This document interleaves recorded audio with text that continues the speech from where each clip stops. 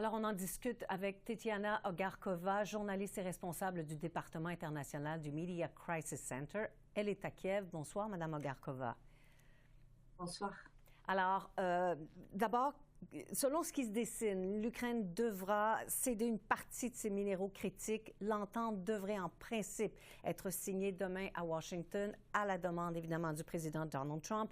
Quelle est la réaction sur le terrain des Ukrainiens à cette nouvelle-là? En fait, effectivement, il est beaucoup question de cet accord sur les minéraux rares ici en Ukraine. D'après ce que nous savons depuis Ukraine, c'est que c'est la troisième ou peut-être cinquième version de ce document-là, et que le document qui était publié dans la presse ukrainienne, il est bien plus dans les intérêts de l'Ukraine que par rapport à des premières versions. Parce que dans les premières versions, c'était vraiment des versions qui mettaient plutôt les intérêts américains en premier lieu, et puis après les Ukrainiens, ils n'avaient rien du tout. Mais l'essentiel pour l'Ukraine, c'est même pas l'accord en lui-même, parce que l'accord avait été proposé par Volodymyr Zelensky et son cabinet encore à l'automne 2024 comme idée de proposer quelque chose de très concret, pragmatique à la nouvelle éventuelle à l'époque présidence de Donald Trump pour que l'Ukraine se procure des garanties de sécurité. Pour qu'il y ait des intérêts américains très concrets en Ukraine, pour qu'il y ait un intérêt à défendre le terrain ukrainien. Aujourd'hui, dans cet accord très général que nous avons vu, il n'y a pas question de garantie de sécurité, mais cet accord, il appelle la présence d'autres accords à signer, parce que l'accord est très général. Il est attendu que Volodymyr Zelensky va se rendre à Washington demain et qu'il va signer cet accord en présence de Donald Trump, président des États-Unis.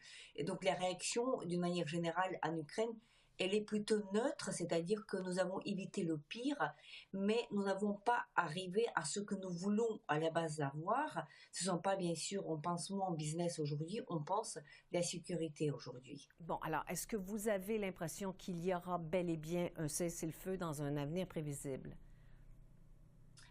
Pour l'instant, c'est une question la plus difficile, puisque pour qu'il y ait un cessez-le-feu, il faut qu'il y ait une volonté de l'agresseur de faire ce cessez-le-feu. Or, on connaît bien la manière de négocier des Russes. Nous avons déjà entendu des remarques de Sergei Lavrov, qui est ministre des Affaires étrangères russe hier. Déjà, quand les échanges des répliques a lieu, il a dit que la position de la Russie serait, attention, que la Russie occupe toutes les 4 régions, c'est-à-dire y compris les territoires, les grandes villes telles que Zaporizhia, telles que Kherson, libérées par l'armée ukrainienne avant, pour qu'il y ait, parce que c'est comme si ça fait partie de leur constitution, c'est-à-dire, on se rappelle bien les événements de 2022, quand ils ont changé leur constitution, ils ont inclus toutes les régions, y compris les parties de ces régions-là, les capitales de ces régions-là qu'ils ne contrôlaient pas. Donc c'est une position qui n'est pas du tout, évidemment, pas du tout négociable pour l'Ukraine. L'Ukraine ne va pas accepter ça. On ne va pas donner sans combat ce que nous avons déjà tenu pendant 3 ans de cette grande invasion russe. Donc tout ceci ne démontre pas une volonté de la Russie de négocier. Mais ce qui est sûr, c'est que Poutine va utiliser ce mirage, cette illusion de négociation pour jouer justement contre l'OTAN, pour faire cette course contre l'OTAN, parce que tout le temps qui est soi-disant négociation, les États-Unis vont pas livrer les armements à l'Ukraine, parce qu'ils vont avoir cet espoir qu'on pourra terminer avec les négociations.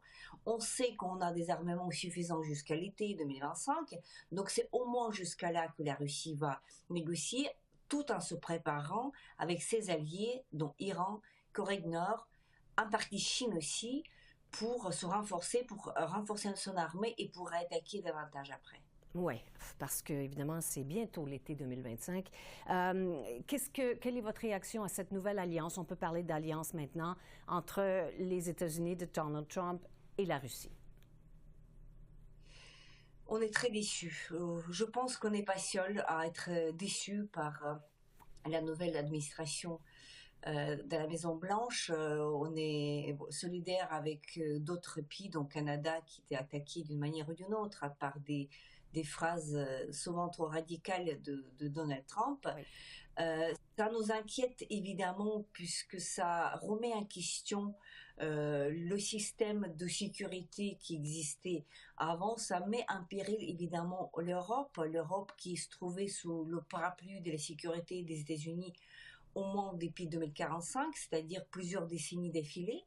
Aujourd'hui, les Européens prennent conscience qu'ils sont un peu seuls sur le continent. Or, c'est en Europe que cette guerre se déroule.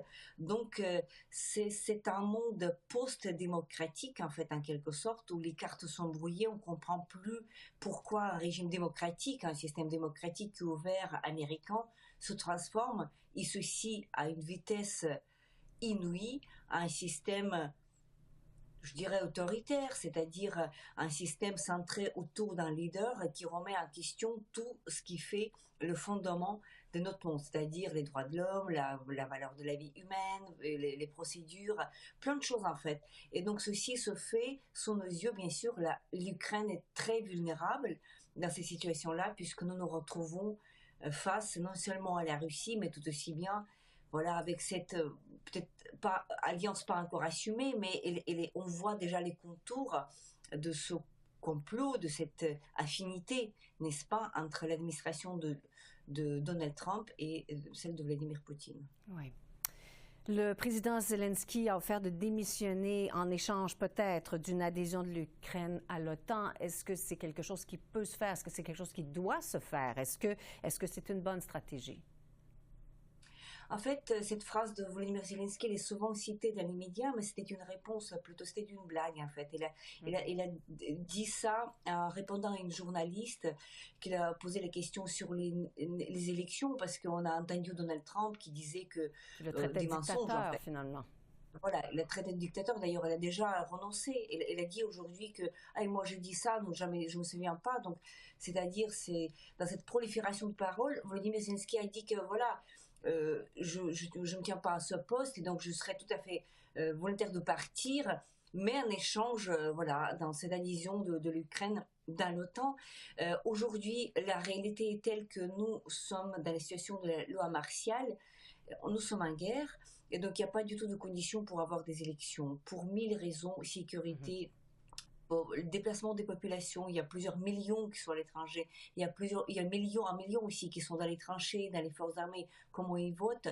Après, il y a la question du débat politique, c'est-à-dire que quand il y a les élections, bien sûr, il y a les ruptures dans la société. C'est normal parce qu'il y a ce débat démocratique, il y a les uns contre les autres.